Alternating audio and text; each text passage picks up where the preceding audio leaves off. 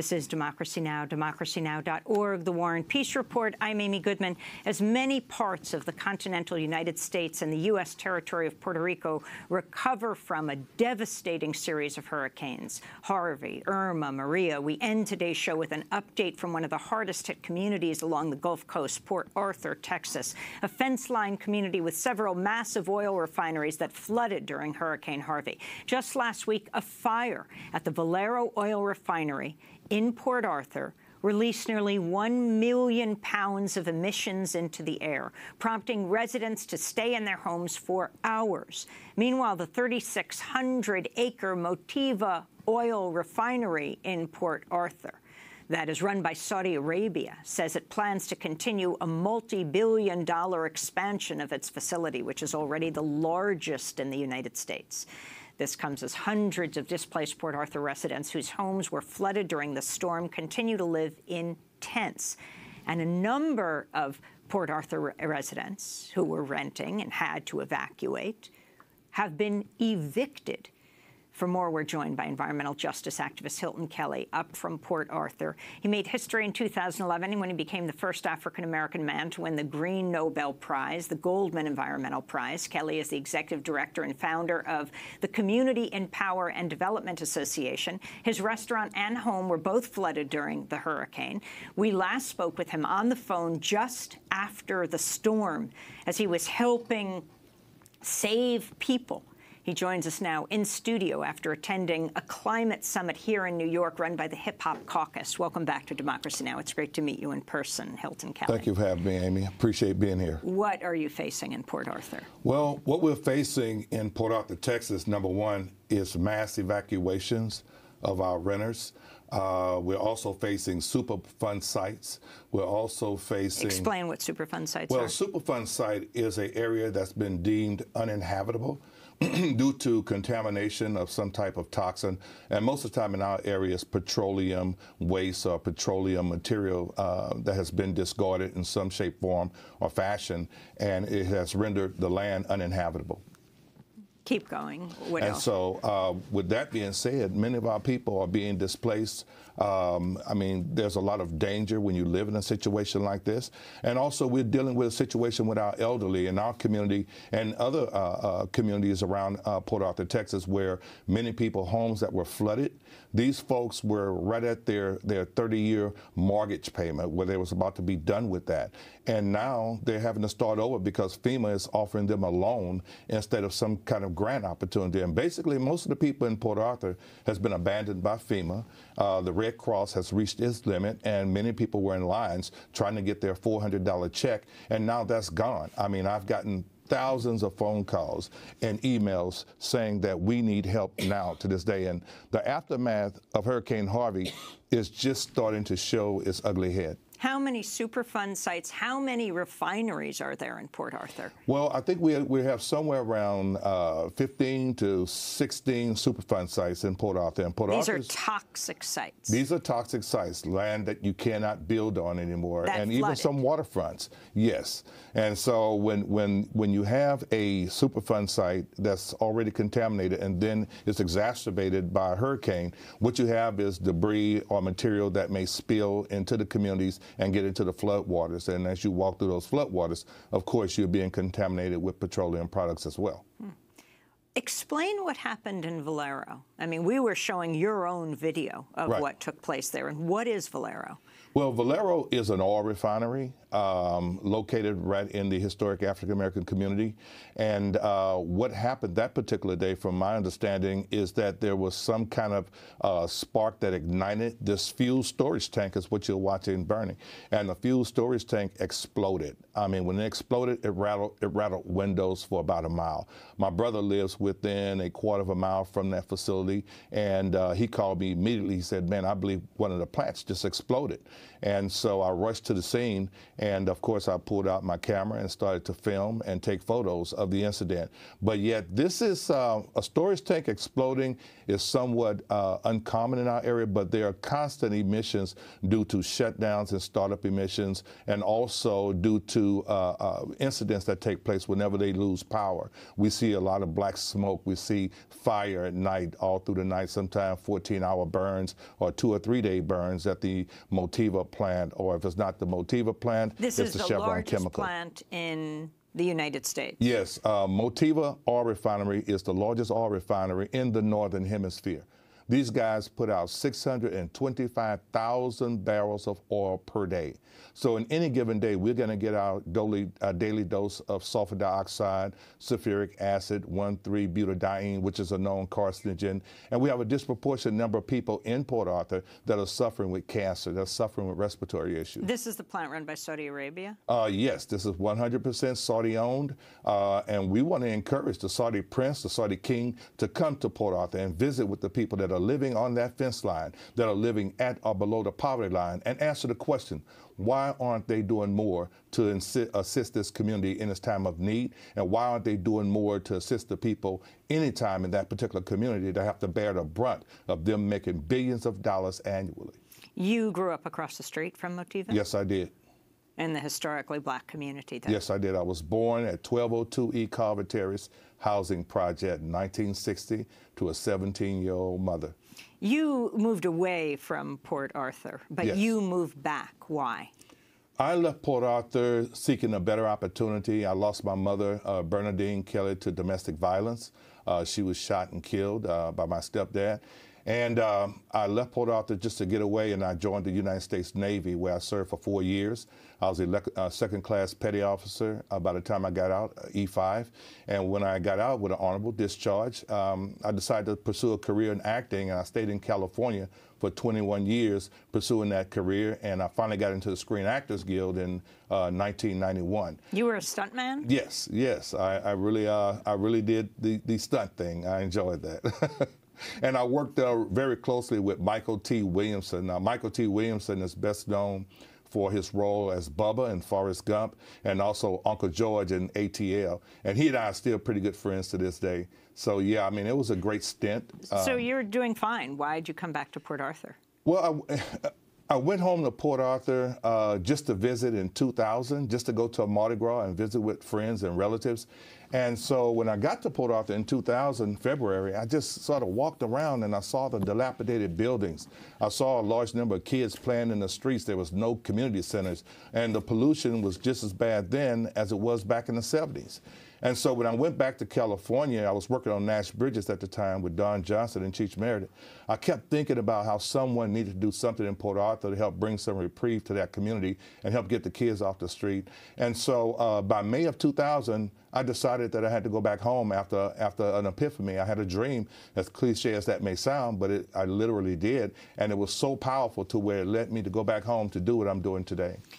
Talk about negotiating a deal with Motiva to pay the health care of residents? Right. Well, Motiva had been having a large number of issues in the city of Port Arthur, and they had been dumping tons and tons of legal and illegal emissions. There is such a thing. And so they had so many events that had taken place within a few years to where we got wind of all the emission data and found out that they had been way out of compliance with the Clean Air Act laws and regulations. And in knowing that, we decided to file suit against the Motiva Oil Refinery, which led to us coming into a large settlement, $3.5 million, which is unprecedented for any activist to have achieved due to a lawsuit. And so we got that funding for our community, and it had been used to help spur businesses and also create services from other surrounding areas for the community. You negotiated EPA regulations. You pushed hard for them. One of the first things we heard with Harvey was that they were rolling back EPA regulations, which meant that a lot of these refineries could release even more toxic emissions. Use this as an opportunity, Hurricane Harvey. You talk about, people talk about frontline communities. You talk about fence line communities. What did this mean for Port Arthur? Well, what it means to Port Arthur is almost a death sentence for thousands of folks. Under the Barack Obama administration and his EPA, we were able to get a lot of great things done. As a matter of fact, we got the Motiva Oil Refinery to put in flare gas recovery units, sulfur recovery units. Also, Valero. That would take in the sulfur. That would take in the sulfur instead of dumping it and emitting it directly into the air that we breathe.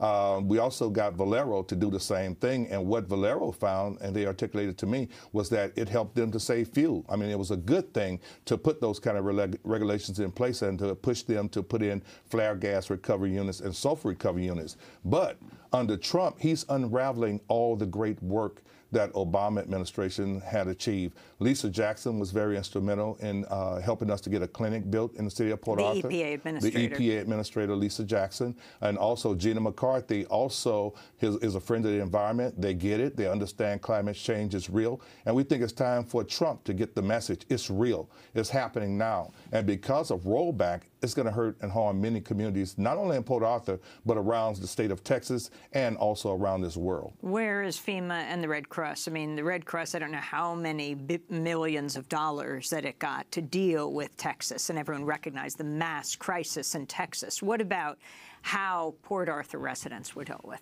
Well, I've been getting hundreds of emails since I've been here. I put out a poll just yesterday asking folks, if you're not getting your FEMA services, let me know. And I've had over 300 some people hit me up saying, Hilton, FEMA has dropped me. Hilton, FEMA has not done anything. Red Cross is pulling out. They're reneging on the $400. My wife sat on the phone for 2.5 hours with FEMA trying to get an inspection of our home. We have yet to see an inspector, and yet the phone hung up right after she got someone on the phone. So I don't know what kind of games they're playing, but FEMA is not doing their job on the ground there in Port Arthur, Texas, nor are they doing it in Houston and surrounding areas like Baytown, Beaumont. They're all suffering. And our elderly are being told that they have to get a loan because many of them they had a fixed mortgage, a 30-year mortgage, and now they're being told they have to get a loan to pay those off. What about renters? What about people were told they got to evacuate, got to go into shelters? Explain.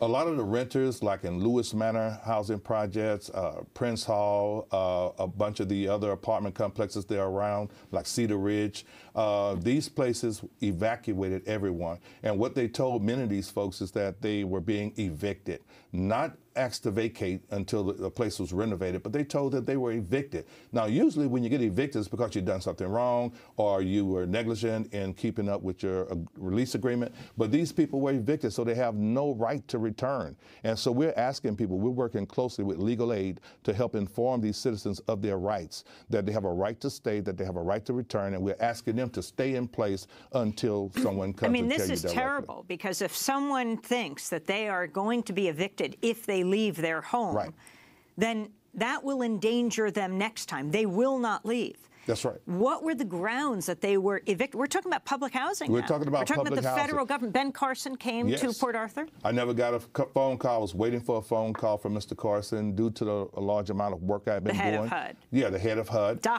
Dr. Ben Carson. And we were waiting for a call from him, but he met with the mayor. I understand Governor Abbott came to Port Arthur, which I don't remember him ever coming to Port Arthur. We have been pushing really hard to get our congressman online to assist with this issue.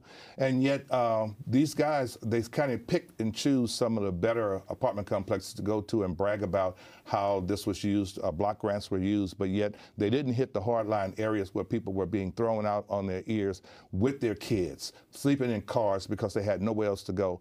Even people that are handicapped were sleeping in their cars, sleeping in their mold-infested homes. This is not right. We're being kicked to the curb. What about landfills that are being set up as we speak? Well, there has been a landfill set up on 19th Street in Nashville, dead smack in the middle of this low-income community.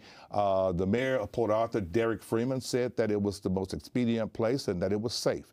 I don't see how in the world that land site, illegal land site, which we call it, could be possibly safe, because much of the debris there were torn out of mold-infested homes. It was filled with toxic water, and yet you're dumping it in a community where people reside. This is not right, and it should be removed. We've been campaigning campaigning and pushing to get this relocated. But he said they're going to siphon through the material and relocate it. But once the contractors that are there doing the work are gone and the media lights go off, I can bet you that Derek Freeman is not going to have the money to move that trash from our community. This is, when you say our community, you mean the black community of Port Arthur? I mean the black community on the east end and the west end of Port Arthur. Recap for us the refineries in your area.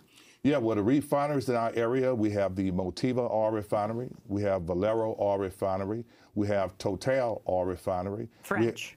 Total is French-owned. We have BASF, which is a German-owned chemical company.